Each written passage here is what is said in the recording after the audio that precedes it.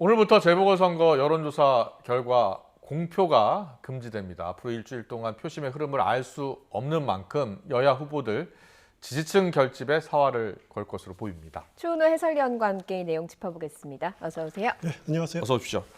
오늘부터 일주일 동안 조사는 할 수 있으나 그렇습니다. 여론조사를 할 수 있으나 발표는 못하는 거잖아요. 그렇습니다. 어떤 이유 때문입니까? 참 답답한 조항이 아닐 수가 없습니다. 네. 이게 이 조항이 도입된 게 1994년 공직선거법이 만들어지면서 예. 이런 조항이 만들어졌는데 한 차례 고쳐졌습니다. 2005년에 네. 지금의 6일로 만들어졌는데 당초는 선거운동 기간 내내 그 공표 금지였습니다. 가령 대통령 선거 같으면 22일 동안 선거운동이 그 여론조사가 금지됐었는데 예.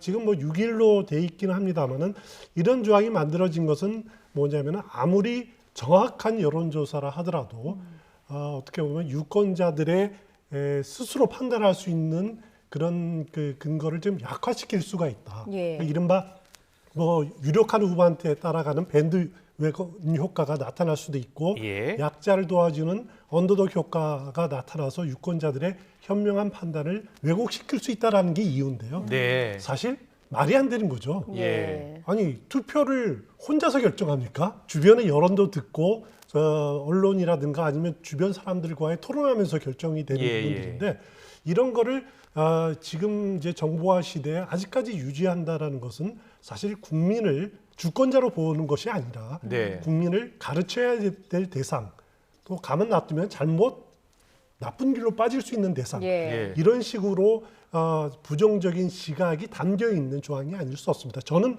이 조항은 반드시 없어져야 된다. 특히 예. 내년 대통령 선거 그리고 지방자치선 동시선거가 있습니다. 네. 앞두고 올해 반드시 폐지하든가 최소한 뭐 D-하루 전에 이제 공표 금지를 한다든가 예. 하는 방향으로 법 개정이 이루어져야 된다. 개인적으로 생각합니다. 예. 네. 어쨌든 현행 규정으로는 뭐 오늘부터는 공표가 금지가 돼 있으니까요. 마지막 여론조사 공표 가능한 여론조사 결과부터 보도록 하겠습니다.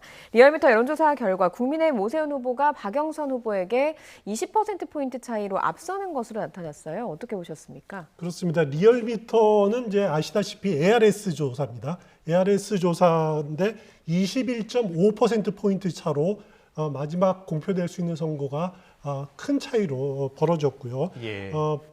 오세훈 후보 57.5%, 박영선 후보 36% 차이. 그동안 진행된 여론조사, 리얼미터 여론조사하고 큰 차이가 없었습니다. 예. 그러면 이게 ARS 조사이기 때문에 이런 차이가 발생하느냐? 그렇지 않습니다. 전화면접원이 조사한 엠브레인 퍼블릭 조사 네. 역시 30일에서 31일 조사 기간도 보니까 15%포인트가 넘었습니다. 예. 그리고 28일, 29일 역시 그 전화면접원이 조사한 이세첸 리서치 조사도 20%포인트 차이로 여전히 차이가 좁혀지지 않는 예. 것으로 지금까지 조사 결과는 그렇게 나타나고 있습니다. 예. 민주당은 그동안 오세훈 후보 처가의 내곡동 의혹 또 거짓말 프레임에 이렇게 집중하면서 사실상 공격을 계속 해왔는데도 그렇습니다. 그런데도 지지율 격차가 좀처럼 좁혀지지 않은 이유는 어디에 있을까요? 일단 민주당이 또 박영선 후보 측이 계속적으로 펼쳐왔던 네거티브 예. 공세 전략 별로 이렇게 먹혀 들어가지는 않는 것 같다라고 그러니까요. 이렇게 생각이 예. 될 수 있는데요. 기본적으로는 이번 선거를 보는 유권자들의 심리가 정권 심판 정서 이것이 아직까지 우세하지 않느냐 예. 그런 생각이 듭니다. 예를 들어서 오세훈, 박형준 두 후보에 대한 이제 과거 15년 전에 대한 공세들에 대해서 유권자들이 아니 그 15년 전 일이 뭐 지금 대단한 건가 이런 마음들이 좀 있는 것 같아요. 예를 들어서 예. 부동산 민심 같은 경우도 LH 뭐 사태라든가 이런 부동산 분노한 민심들이 있는데 이것은 결국 현 정부의 부동산 정책 실패 그리고 소수 인사들의 이렇게 일탈 이런 것들을 감독하지 못하고 제어하지 못한 정부 여당의 책임을 묻는 거지. 아니 15년 전에 박형준, 오세훈 두 후보의 일을 가지고 탓으로 돌린다는 것이 과연 타당한가라고 하는 의문을 제기하고 있는 사람들이 더 많지 않은가라고 하는 점에서 이제 또 예를 들어서 박영선 후보에게는 이렇게 묻는 것 같아요. 뭐냐면은 이 정부의 부동산 정책 실패에 대해서 물론 박영선 장관 시절에 주무장관은 아니었지만은 예. 국무위원으로서 당신은 뭐 했느냐? 예. 당신은 책임 없느냐라고 하는 거에 대해서는 그런 질문에 대해서는 박영선 후보 측이나 민주당이 이렇게 솔직히 그 답변을 제대로 된 답변을 내놓지 못하고 있다. 예. 유권자들은 그렇게 받아들이고 있는 것 같습니다. 예. 그 LH 사태에 이어서 김상조 전 정책실장의 전세값 인상 논란, 또 어제 박주민 의원의 또 월세 인상 논란, 이런 잇따라 부동산 악재에 또 주요 인사들의 여당 인사들의 이 논란이 불거지면서 이 선거 당초 예상은 좀 격차가 시간이 갈수록 좀 좁혀질 것이다라고 예상을 했었잖아요. 그렇습니다. 예, 그게 좀 어려워진 거 아닌가 싶습니다. 그렇습니다. 지금 뭐 어떻게 갈지는 잘 모르겠습니다. 예. 근데 이제 오세훈 후보가 과거에 서울시장 선거에서 여성 후보랑 두 번 대결을 했었죠. 예. 2006년에 강금실 후보하고 예. 대결을 한 적이 있습니다. 예. 그때도 이제 선거운동 기간엔 표차가 좀 컸었는데 네. 뚜껑을 열어보니까 더 커졌습니다. 27%포인트로 압승을 한 기억이 있고요. 예. 2010년엔 한명숙 후보랑 했었죠. 예. 그때도 오세훈 후보가 선거 전에는 한 12% 정도로 앞서고 있다가 네. 사실 뚜껑을 열어보니까 0.2%포인트 차이로 굉장히 박빙이었죠, 박빙으로 그때는. 겨우겨우 이긴 예. 기억이 예, 납니다. 예. 이번 선거가 어느 길로 갈지 모르겠습니다. 강금실 후보의 경우로 갈지 아니면은 한명숙 후보의 결과로 그 결론이 날지는 모르겠지만은 예. 지금으로서는 남은 선거 기간 동안에 박영선 후보 측으로서는 이렇게 판세를 뒤엎을 만한 예. 결정적인 키를 지금 제시하기가 조금 힘에 부치지 않느냐 예. 개인적으로 그런 생각이 됩니다. 예. 예. 뭐 그 일주일도 안 남은 사이에 어떤 변수가 일어날지 이제 지켜봐야 하는 상황인데 조직력이라고 하는 것도 있지 않습니까? 각 당에 이런 것들은 또 선거에 얼마나 큰 영향을 미치겠습니까? 일단 조직력이 중요시 되는 것은 이번 선거가 보궐선거라는 거죠. 평일에 치러지는 예. 보궐선거이기 때문에 투표율이 그다지 높지는 않을 거다라는 것이 일반적인 예측이고요.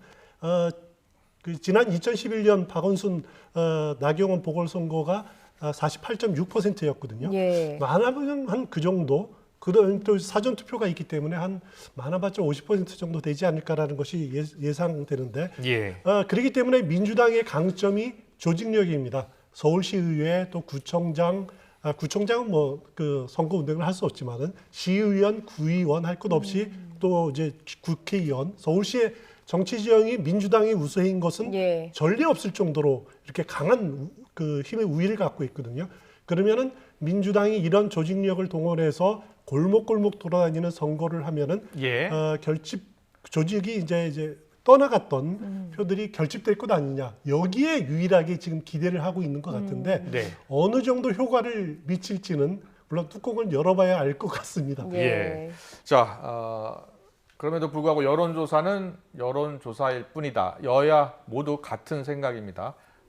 표로 이어져야 결과가 나올 수 있다. 그리고 민주당은 다시 한번 기회를 달라며 읍소전을 이어가고 있고요.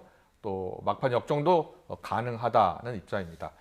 반면 국민의힘은 각종 여당의 대책에 대해서 선거용이라면서 사과의 진정성도 일축했는데요. 자, 어떤 이야기들이 오고 갔는지 듣고 오겠습니다. 존경하는 국민 여러분, 더불어민주당이 부족했습니다. 집값 폭등과 부동산 불패 신화 앞에 개혁은 무기력했습니다. 또한 청년 세대의 마음도 제대로 헤아리지 못했습니다. 그 원인이 무엇이든 민주당이 부족했습니다. 내노남불 자세도 혁파하겠습니다. 더불어민주당은 개혁의 설계자로서 스스로에게 더 엄격하고 단호해지도록 윤리와 행동 강령의 기준을 높이겠습니다. 최근에는 대한민국의 정책을 총괄한다고 하는 정철실장이 본인이 아는 정보를 갖다 가지고서 본인 스스로가 위법을 자행한 그러한 사태가 벌어졌고, 또 이 부동산 사법을 발의했다고 하는 의원 역시 똑같은 행위를 저질렀습니다. 이러니 국민이 분노하지 않을 수가 없습니다. 엊그저께 여당의 선거대책위원장께서 부동산 정책이 여당의 실패라고 자인을 하고 호회하는 듯한 모습을 보였습니다만은, 정치에서 호회라는 것은 끝을 의미한다는 것을 저는 말씀드리고 있습니다. 어제는 이낙연 선대위원장이 사과를 했고요. 그렇습니다. 오늘은 김태년 권한대행도 사과를 했습니다. 그런데 민주당은 집값 폭등에 대해서 그동안은 전 정부 탓을 좀 했었는데 그렇죠. 최근에는 사과하고 또 국민이 원하는 대책을, 그러니까 뭐 대출을 규제를 좀 완화한다든지 여러 대책을 지금 내놓고 있거든요. 이런 민주당의 변화에 대해서는 어떻게 보세요? 일단 그 민주당이 일관되게 선거 전 첫날부터 취했던 전략이 읍소 전략입니다. 예. 그리고 그게 더 나아가서 이제 반성 전략, 예. 사과 전략 네. 이런 식으로 하는데 보통 선거 전략으로서 이제 힘이 강한 측, 우세한 측에서 쓰는 것은 심판, 응징을 많이 말합니다. 예. 그리고 열세인 측에서 하는 것이 읍소. 제발 예. 심지어 더 나가서는 제발 예. 살려주십시오라고 하는 전략을 펴고 있는데 민주당의 선거 전략이 읍소 전략이라고 일관되는 것은 민주당이 그만큼 열세라는 것을 우리가 엿볼 수 있다. 예. 이런 측면이 하나가 있고요. 그럼 읍소 전략이 다 성공하느냐? 그렇지는 않습니다. 예. 지난 추미애 대표가 민주당 대표였을 때 삼보일병 예. 전략을 한 적이 있었죠. 예. 그때 노무현 전 대통령 탄핵 이후에 네. 그때 그런 읍소 전략은 실패로 끝났었죠. 예. 하지만 박근혜 전 한나라당 대표 시절에 천막당사 네. 하지 않았습니까? 예. 읍소 전략이죠, 일환이죠. 그때는 이제 성공을 했습니다. 아. 그때마다 상황은 다른데 예, 예. 이런 읍소 전략은 어떻게 보면은 지지층을 모을 수는 있습니다. 네. 하지만은 상대방 지지층을 등을 돌릴 수 있겠느냐, 중도층을 등을 돌릴 수 있게 만드느냐, 예. 그것은 또 다른 문제거든요. 네. 그래서 민주당이 지금 내놓는 것이 부동산 정책의 전환들 예. 이런 것들을 계속 내놓고 있는 건데요. 근데 이제 보는 시각이 그다지 이렇게 우호적이지는 않은 것 같아요. 예. 왜냐하면은 결국 이거 펴기 위한 방법 아니냐. 아. 그리고 사실 선거 끝난 다음에 또 어떻게 바뀔지 모른다라고 하는 불신감들이 아직까지 상당히 남아있기 때문에 그런 불신을 어떻게 해소하고 있느냐. 이것이 예. 당 지도부가 풀어야 될 예. 과제입니다. 그럼 이제 현 정부의 부동산 정책을 좀 뒤집는 발언들의 앞에는 선거용이라는 말이 계속해서 붙고 있는데 이낙연 민주당 선대위원장이 오늘 종부세 완화를 말한 적 없다라고 했다가 2시간 만에 미안하다, 착각했다 이렇게 이야기를 했어요. 말이 많이 나오다 보니까 이런 실수도 하는 걸까요? 그렇습니다. 이낙연 위원장 경우에는 이제 말 실수라고 저는 개인적으로 그렇게 예. 생각을 하는데 예. 왜냐하면 어떤 이야기냐면 어제 기자들과 만나서 기자들이 이런 질문을 했습니다. 작년 총선 때 종부세 완화 발언을 했다가 이후에 반대로 갔다 이렇게 지적을 하니까 예. 나는 종부세 언급한 것이 아니었다. 재산세 완화 언급을 예. 한 것이다라고 했다가 2시간 뒤에 아니다. 종부세 언급을 했다라고 이렇게 수정을 한 적이 있습니다. 예. 수정한 것이 그나마 이낙연 전 대표 나온 그런 솔직함의 표현이라는 예. 생각이 드는데 예. 지난 총선 당시에 민주당의 이제 서울에 출마했던 의원 중에서 강남권 또 경기도 분당 출마했던 의원들 중심으로 해서 1가구 1주택 종부세 완화해야 된다라고 주장을 한 적이 있습니다. 예. 예. 그리고 나름대로 이제 공약으로 내세운 적이 있는데 여기에 당시 이낙연 당시 후보 시절에 방송기자 클럽 토론회에 나와서 비슷한 공약을 했었습니다. 예. 비슷하게 이렇게 추진하겠다 예, 예. 언급을 했었는데 당시 이낙연 후보의 발언이 주목받았던 것은 정부가 종부세 강화 대책을 내놓은 지 몇 달 안 됐거든요. 그리고 내놓을 당시에 총리였습니다. 그렇기 때문에 무게가 실렸는데 그거를 기억을 못했나라고 하는 것은 아마 기억력의 한계다라고 생각을 하고 뒤늦게나마 이렇게 수정한 것은 다행이다 네. 생각이 듭니다.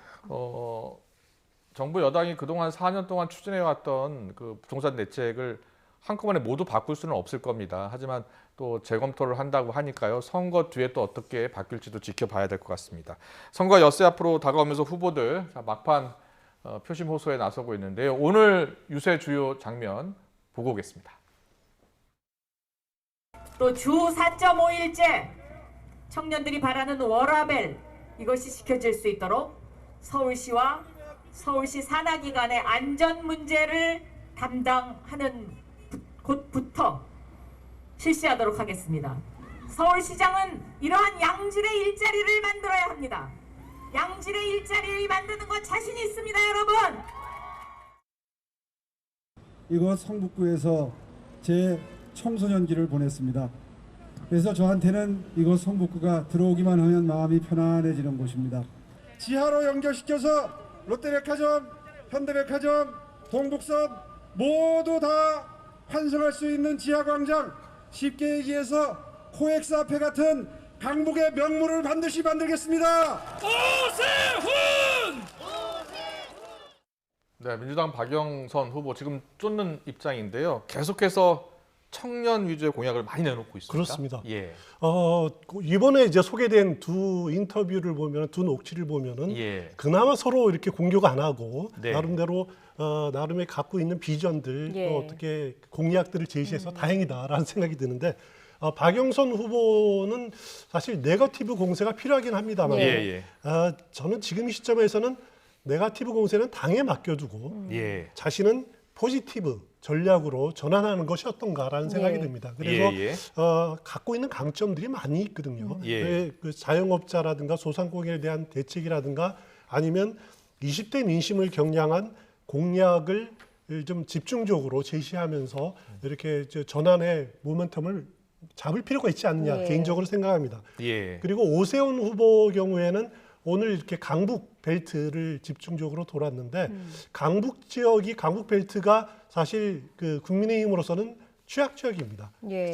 작년 총선 경우에 서울에서 국회의원 8석이 됐었는데 7석이 강남이고 1석이 그 용산이었습니다. 저 위에 서부 예. 지역, 동북부 지역 할 것 없이 어떻게 보면은 국민의힘으로서는 취약 지역이기 때문에 예. 내년 대통령 선거를 위해서도 이 지역에서 상당한 성과를 거둬야 된다.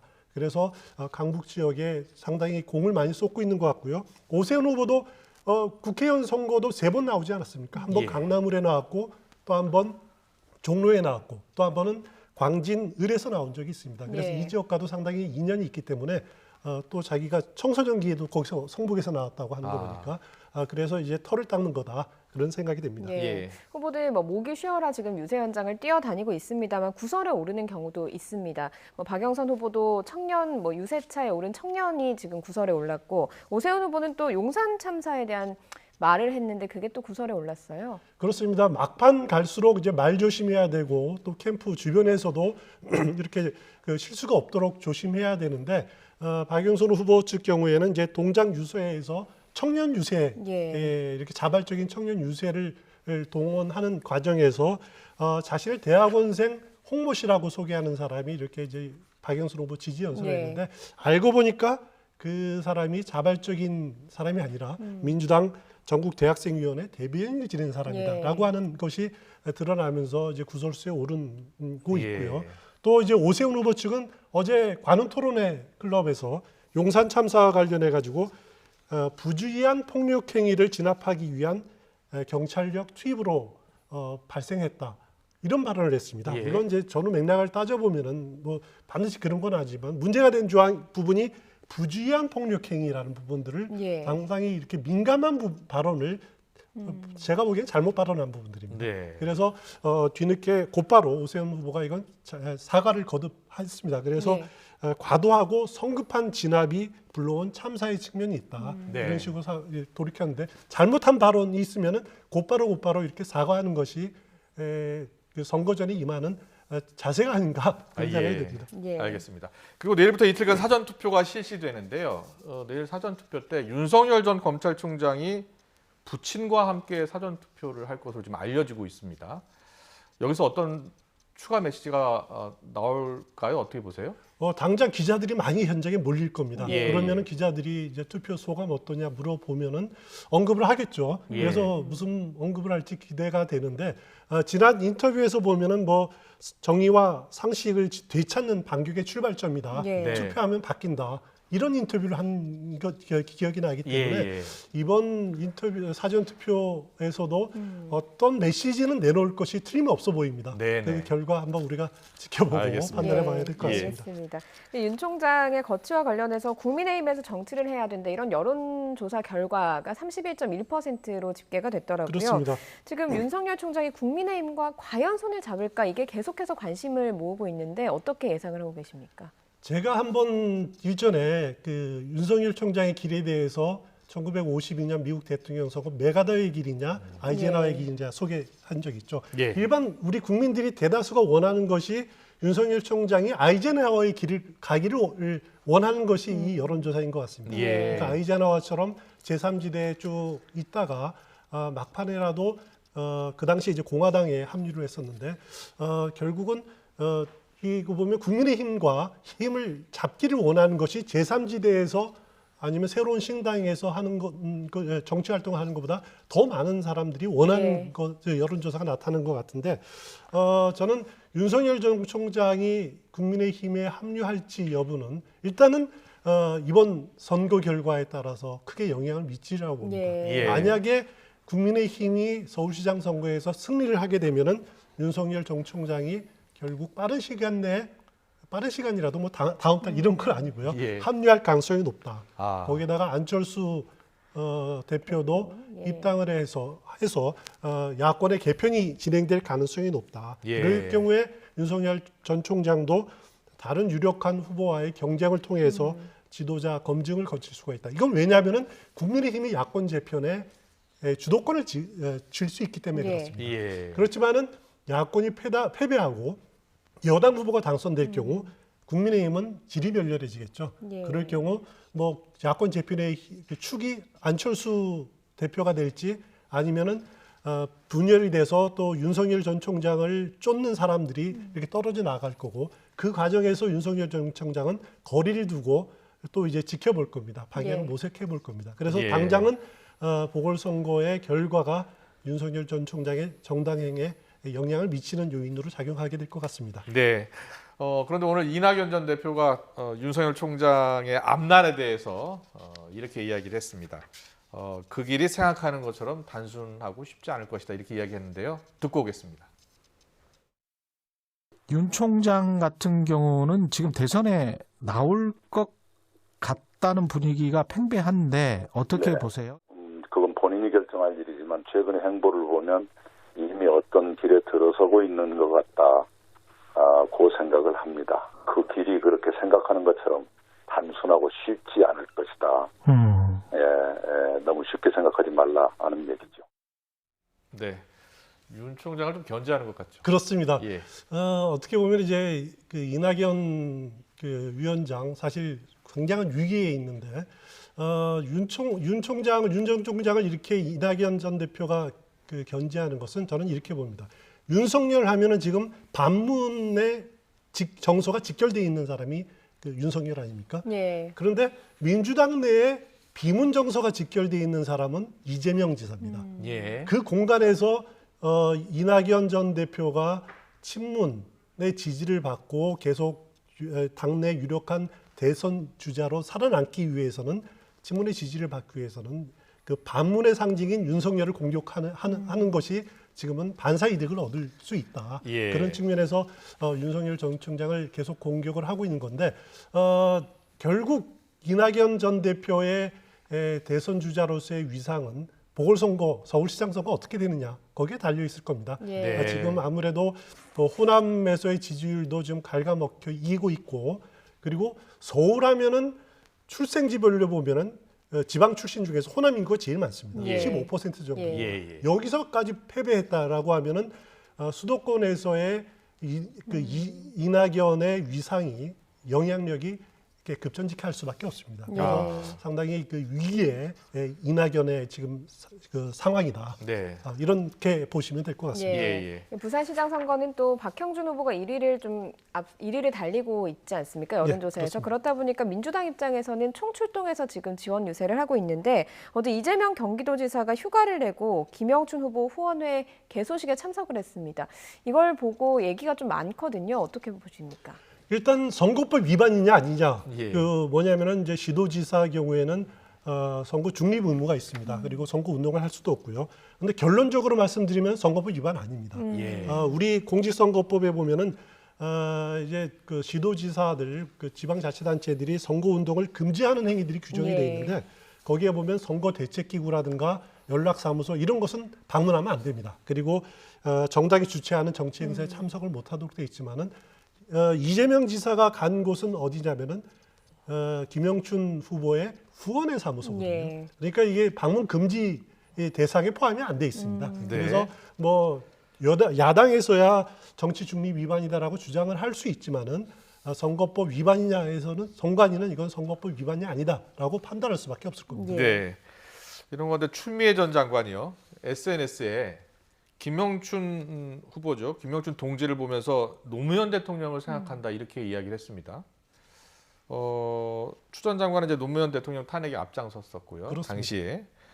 근데 왜 노무현 대통령을 다시 언급했을까요? 아마 이제 이렇게 보시면 될 것 같아요. 추미애 전 장관이 광진을에서 5선을 했습니다. 예. 근데 김영춘 후보가 정치를 시작한 것이 광진갑입니다. 바로 옆 선거구입니다. 예. 여기서 한 번 낙선하고 2번 당선됐었는데 예. 그 이후에 부산으로 가서 부산진에서 국회의원 선거에 3번 도전을 했었고 한 번 당선됐죠. 그랬군요. 그리고 예. 부산시장 나왔고 노무현 전 대통령도 원래 이제 부산에서 국회의원 당선됐지만은 또 종로에서 도전해서 종로에서 당선된 이후에 다시 부산으로 도전하지 않았습니까? 예. 그런 것을 보고 김영춘 후보를 노무현 전 대통령을 연상한다라고 이렇게 생각한 것이 아닌가 저는 생각을 합니다. 알겠습니다. 안철수 대표는 국민의힘 후보를 위해서 열심히 뛰고 있는데 박형준 후보 지원에 나섰습니다. 이 발언 들어보고 오겠습니다.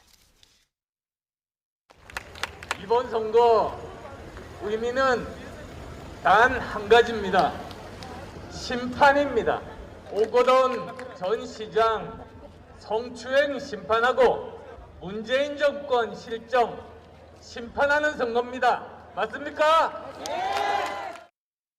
네, 이번 보궐선거전에서 안철수 대표 많이 볼 수 있어요. 그렇습니다. 여러 곳에 같이 다니는 것 같아요. 일단 그 안철수 전 대표가 이제 부산 하면은 자기의 이제 고향 아닙니까? 예. 아버지 그 부친도 거기서 오랫동안 이제 병원을 하셨고 이랬는데 예. 안철수 대표는 이제 물론 야권 단일화 경쟁에서 오세훈 후보에게 지긴 했지만은 예. 궁극적으로 정치인으로서 패자는 아니다. 예.